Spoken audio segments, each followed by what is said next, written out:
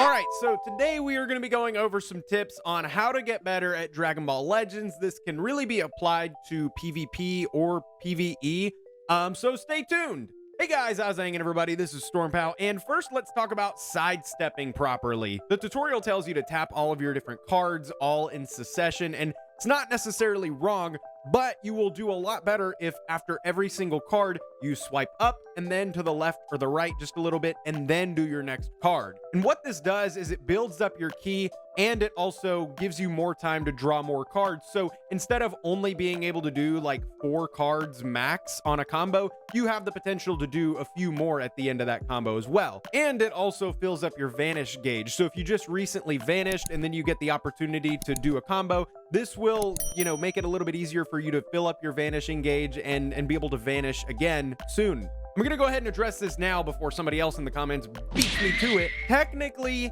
your raw damage output is a little bit higher if you do just string together the combos. And you'll know that you've strung together the combo if you see like your character go into the animation where the camera angle kind of changes and it gets closer to them, and you kind of watch them go like that. It's all, Bandai, if you ever need me to do mocap, like animation for your stuff, just let me know, with the I'll do it. You know what? You guys don't even have to let me know. I'll just be there tomorrow. I'll be at the headquarters tomorrow to do that. So if you do your combo like that, then you're going to notice that the actual raw damage is a little bit higher, which is cool. However, if you do it the way that I'm talking with the side steps, then you're going to build up more ki and you're going to be able to do a longer combo. And generally speaking, the longer combo is going to be better and is going to do more damage in the long run. So if like your opponent is pretty close to dying and you don't really need to worry about extending your combo and having a really long combo, you just need to make sure that you get like 2 or 3 more hits in, then don't worry about doing, this sidestepping or charge stepping or anything like that. Oh, but what's charge stepping, Stormpal? Hey, I'm glad you asked. So charge stepping is a pretty similar concept. It's after every single move, you instead swipe up and then tap down to charge ki for like just a second. Like you kind of get in a flow for this, and it's a little bit harder to master, I think, than the sidestepping because there's a little bit more of a flow and timing that goes into it. But once you get this down, this is actually a really great way to gain even more ki. This is especially useful if you have a lot of blast cards. You'll run the risk of dropping your combo a lot more if your opponent is very far away from you and all you've got are strike cards, because basically you're swiping up a pretty good distance, you're charging for some ki, and then you do a strike card, which takes just a little bit more time to actually get to your opponent and do some hits. So, you'll kind of discover a flow. I recommend using both of these interchangeably, but if you want kind of a rule of thumb to start out with, again, this is just a rule of thumb, not necessarily an end-all be-all. If you have a blast card as your next card, then go ahead and use a charge step.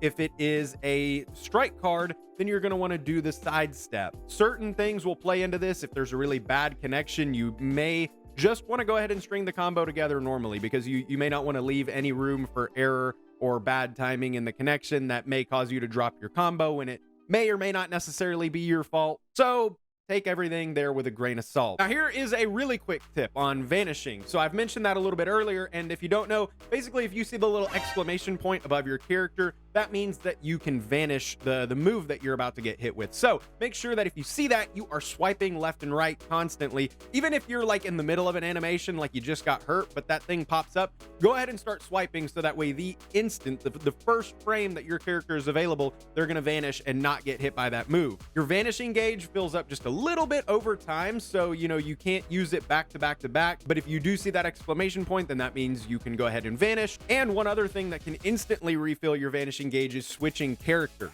So keep that in mind, because it's very important that you learn to judge whether or not your opponent is going to be able to vanish your attack, so that way you can predict their next move. And also, do not overutilize sidestepping. If you're not able to vanish, then don't be just sidestepping. As I know sometimes, especially when you're new, it's tempting because you're kind of scared and you just want to keep sidestepping because you want to increase the chances of you being able to vanish the move that your opponent uses. All it's going to do is keep you vulnerable, where you're in an animation where you're stuck and you're going to get hit with an attack.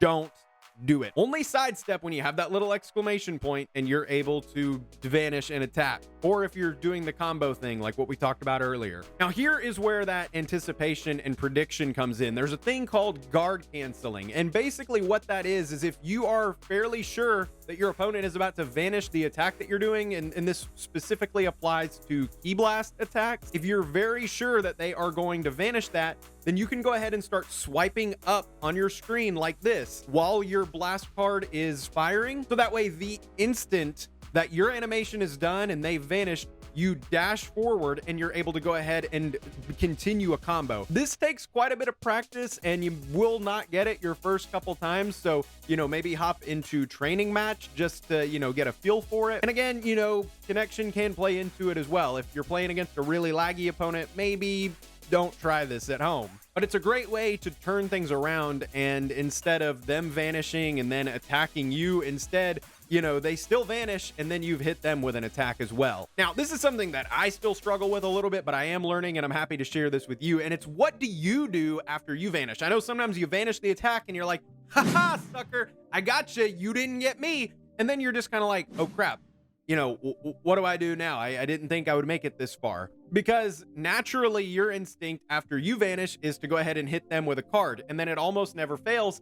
You vanish their attack, you hit your next card, and then they vanish your attack, and then they hit you because, now you're not able to vanish their next attack. And so it's almost like vanishing just did you more harm than good, literally. So think back to what we just talked about. Try to predict whether or not your opponent has a vanish. Again, if they've been in that character for a while, they haven't switched out recently, they haven't used a vanish recently, then they should not be able to vanish your next attack. So in that case, after you vanish, feel free to go ahead and use an attack, because you're going to be able to kind of lock them right in the corner there and get a new combo on them. But if you want to play it safe, you think that there's a decent chance that they may be able to vanish, they may still have a vanish, then there's two things you can do. Personally, I recommend swapping your character out immediately and then just kind of standing still for a second. As soon as you vanish, you no longer have a vanish, right? But then when you switch to a new character, you will be able to vanish. Odds are your opponent is going to go for a strike or a blast cards against you, and you'll be able to vanish that right then and there. You don't want to always sidestep in anticipation, because you may be wrong and then you've just, got yourself stuck and wide open for a hit like we talked about earlier. But if you do swap out and then you wait a second, then you have the potential to vanish their next attack and then you're golden. If you want to be just a little bit safer, maybe, play it a little bit easier, or if you just don't want to swap out into your characters, maybe you don't have any leftover units, or you're concerned about switching into a character that's going to give you an elemental or type disadvantage, I get that. So what I recommend in that case, if you want to play it a little safe, as soon as you vanish, go ahead and move back. And it's important too that when you move back, just drag your thumb on the screen a little bit. Don't swipe it like dashing. Just do this because it gives you a little bit more control on how far back you go, and it's easier to escape that animation. You can move back, take it easy, and just kind of watch them from a distance and see what's going on. So kind of, again, use these in conjunction with each other. No two matches are going to play out exactly the same. And so now that you've got an idea on the basic movements and how to actually play better, if you need a good refresher on the absolute core basics of the game, or if you need a good team building guide, lucky for you, I've got videos on both of those. So be sure to go check those out, or check out some of the other Dragon Ball Legends videos on my channel, and be sure to subscribe if this was helpful and give this video a thumbs up. Thank you guys so much for watching. I hope you have a nice day, and goodbye.